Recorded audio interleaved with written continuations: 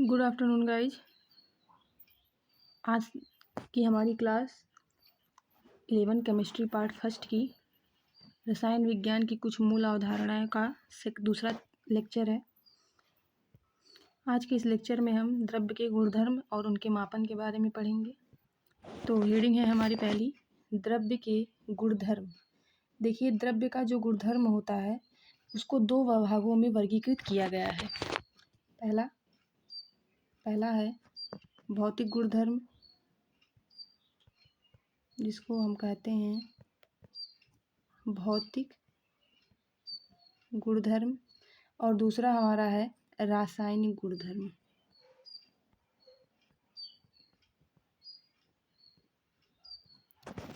तो द्रव्य के गुणधर्मों को दो भागों में वर्गीकृत किया गया है, भौतिक गुणधर्म और रासायनिक गुणधर्म।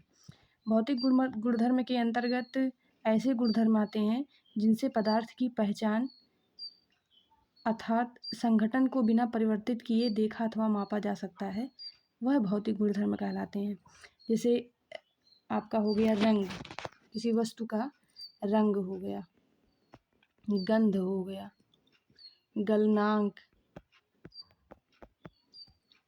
घनत्व, ये सब आपके जो हैं भौतिक गुणधर्म के अंतर्गत आते हैं।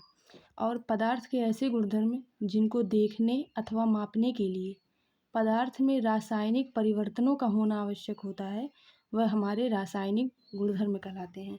जैसे अम्लीयता,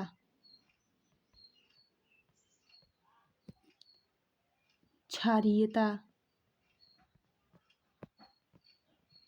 दहनशीलता,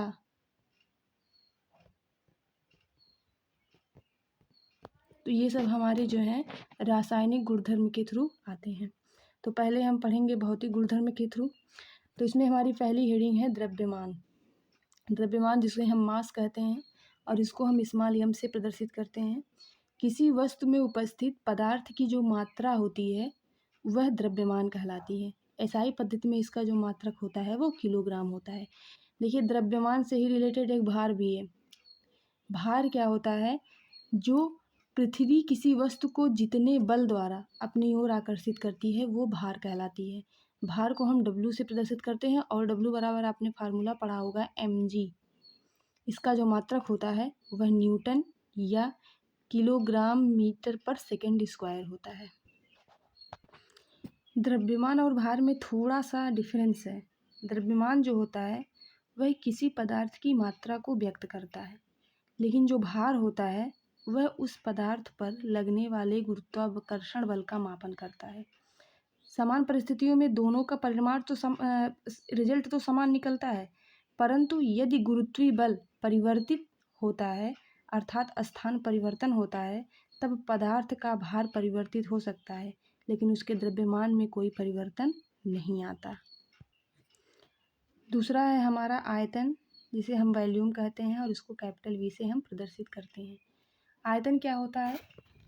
तो कोई वस्तु जितना स्थान घेरती है वह आयतन कहलाता है। इसका जो मात्रक होता है वह मीटर क्यूब, लंबाई, चौड़ाई, ऊंचाई तीनों का अगर जो है मेजरमेंट मीटर में हो तो इसका मात्रक क्या हो जाएगा? Metre cube. या सेंटीमीटर में अगर है तो इसका मात्रक सेंटीमीटर क्यूब। ठीक है। कोई अगर द्रव अवस्था में कोई वस्तु है तो उसका लीटर हो गया, ml हो गया, ये सब जो है आयतन के मात्रक है। अब यहाँ पे कुछ नोटेड पॉइंट हैं। जैसे 1 लीटर में हमारा 1000 ml होता है और 1000 घन सेंटीमीटर होता है या 1 डेसी घन मीटर होता है और 1 घन सेंटीमीटर इक्वल टू 1 ml होता है। इसका यूज हम न्यूमेरिकल लगाने में करेंगे। किसी गैस के लिए पात्र का आयतन ही उस गैस का आयतन होता है। क्यों? क्योंकि गैस को हम जिस पात्र में रख देंगे वो उस पात्र के पूरे एरिया को कवर कर लेगा। इसीलिए गैस का जो अगर गैस का आयतन कहा जाए तो अगर वह गैस जिस पात्र में है उस पात्र का आयतन ही उस गैस का भी आयतन होगा। इसी तरीके से घनत्व है अगला, जिसको हम डेंसिटी कहते हैं। इसको स्मॉल d से डिफाइन करते हैं। ये क्या होता है? तो किसी पदार्थ के इकाई आयतन के द्रव्यमान को उसका घनत्व कहते हैं, या आप कह सकते हैं कि एकांक आयतन में उपस्थित पदार्थ की मात्रा घनत्व कहलाती है। घनत्व बराबर होता है द्रव्यमान बटा आयतन, ठीक है। घनत्व को हम d से डिफाइन करते हैं, द्रव्यमान m और आयतन v। तो ये एक फार्मूला भी बन गया, d बराबर m/v। इसका जो मात्रक होता है ग्राम पर लीटर या किग्रा पर मीटर क्यूब, इसका जो दूसरा भी मात्रक होता है वो होता है किग्रा पर मीटर क्यूब। अगली रीडिंग है तापमान, टेम्परेचर, जिसे हम स्मॉल टी या कैपिटल टी से प्रदर्शित करते हैं। यह क्या होता है? तो किसी भी वस्तु का जो तापमान होता है वह उस वस्तु में उपस्थित उसमें ऊर्जा की माप होती है। मतलब कि वस्तु में उपस्थित उसमें ऊर्जा की माप को ही हम, या उसमें ऊर्जा की मात्रा को ही हम तापमान कहते हैं। ताप का एसआई पद्धति में जो मात्रक होता है वह होता है केल्विन। एसआई पद्धति में इसका मात्रक होता है केल्विन। इसके अतिरिक्त भी इस ताप मापने के दो पैमाने और हैं। एक है आपका फ़ारेनहाइट पैमाना, एक है आपका सेल्सियस, और तीसरा है आपका केल्विन पैमाना। यहाँ पे देखिए एक फार्मूला दे रखा है कि अगर degree Fahrenheit equal to 9/5 degree centigrade plus 32, मतलब ये कि अगर दो ताप आपके जो हैं दे रखे हों तो हम फ़ारेनहाइट पैमाने को हम यहाँ से निकाल सकते हैं। केल्विन, सेल्सियस, इसमें क्या रिलेशन होता है? तो K इक्वल टू होता है C प्लस 273.15। यहाँ पे अगर हमें डिग्री सेंटीग्रेड या सेल्सियस में वैल्यू दे रखी है और हमें केल्विन में फाइंड करना है तो हम इस फार्मूले में रख के केल्विन में निकाल सकते हैं। एक चीज़ ये भी ध्यान दीजिएगा कि सेल्सियस पैमाने पर ऋणात्मक मान तो हो सकता है, परंतु केल्विन पैमाने पर ऋणात्मक मान कभी संभव नहीं होता। मानव शरीर का जो टेम्परेचर होता है वो 37 डिग्री सेंटीग्रेड या 98.6 डिग्री फ़ारेनहाइट होता है, और जो कमरे का ताप होता है जिसे हम सामान्य ताप कहते हैं वो हमारा 25 डिग्री सेंटीग्रेड या 77 डिग्री फ़ारेनहाइट होता है। अब इन दोनों फार्मूले पे चलिए हम कुछ न्यूमेरिकल लगाते हैं। जैसे पहला है न्यूमेरिकल हमारा कि 30 डिग्री सेंटीग्रेड को हमें फ़ारेनहाइट में चेंज करना है।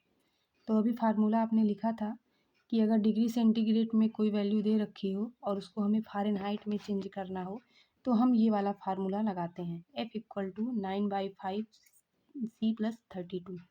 यहाँ पे सेंटीग्रेड कितना दे रखा है? 30 सेंटीग्रेड, तो C की जगह पे हम उसकी वैल्यू 30 रख देंगे। अब देखिए यहाँ पे हमने इसकी वैल्यू 30 रख दी तो 5 से 30 आपका कट गया 6 बार, और 9 का 6 में मल्टीप्लाई कराया तो आ गया 54। 54 को जब 32 में ऐड किया तो हमारा आंसर आ गया 86 डिग्री फ़ारेनहाइट। मतलब कि 30 डिग्री सेंटीग्रेड को अगर हम फ़ारेनहाइट में चेंज करेंगे तो वैल्यू आएगी 86 डिग्री फ़ारेनहाइट। इसी तरीके से अगर 41 डिग्री फ़ारेनहाइट को हमें सेंटीग्रेड में चेंज करना हो तो हम कौन सा फार्मूला लगाएंगे? यहाँ देखिए ये डिग्री सेंटीग्रेड और फ़ारेनहाइट के बीच का, तो यहाँ पे भी F इक्वल टू 9/5 C। अब यहाँ फ़ारेनहाइट की वैल्यू दे रखी है, हमको सेंटीग्रेड में चेंज करना है, तो F की वैल्यू हमने रख दी 41 इक्वल टू 9/5 सेंटीग्रेड प्लस 32। यहाँ पे देखिए इसको माइनस किया, ये आ गया 9, डिवाइड किया तो C आ गया आपका 5 डिग्री सेंटीग्रेड। मतलब 41 डिग्री फ़ारेनहाइट में, हाँ, फ़ारेनहाइट को अगर हम सेंटीग्रेड में चेंज करेंगे तो वो हमारा 5 डिग्री सेंटीग्रेड होगा। आगे हेडिंग है मूल मात्रक। तो आपको पता है कि जो मूल मात्रक होते हैं, मूल राशियों के मात्रकों को ही हम मूल मात्रक कहते हैं, या ऐसे मात्रक जो दूसरे मात्रकों की गणना से प्राप्त नहीं किए जा सकते उन्हें हम मूल मात्रक कहते हैं। और ये मूल मात्रक मूल राशियों के के लिए प्रयोग होने वाले मात्रक होते हैं। आपको पता है कि जो मूल राशियाँ होती हैं वो 7 होती हैं: लंबाई, द्रव्यमान, समय, ताप, ज्योति तीव्रता, विद्युत धारा, पदार्थ की मात्रा।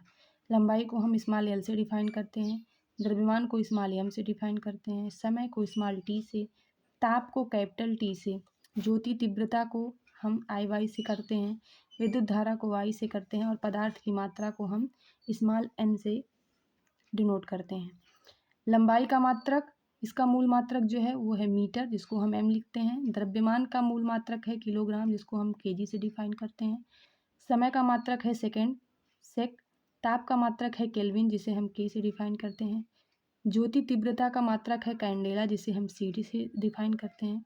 विद्युत धारा का मात्रक है एम्पियर, जिसे हम या तो ए लिखते हैं या एएमपी लिखते हैं। और पदार्थ की मात्रा का मात्रक है मोल, जिसे हम MOL लिखते हैं। इसके अलावा भी आपके दो पूरक मात्रक होते हैं। एक कोण, जिस पूरक राशियाँ दो आपकी होती हैं, कोण और घनकोण, और इनके मात्रक को हम पूरक मात्रक कहते हैं। जैसे कोण का मात्रक हो गया रेडियन, तो ये पहला पूरक मात्रक है। और घनकोण का मात्रक हो गया स्टेरेडियन। अब एक आपको न्यूमेरिकल देते हैं। न्यूमेरिकल है आपका 35 डिग्री सेंटीग्रेड को फ़ारेनहाइट में चेंज करना है।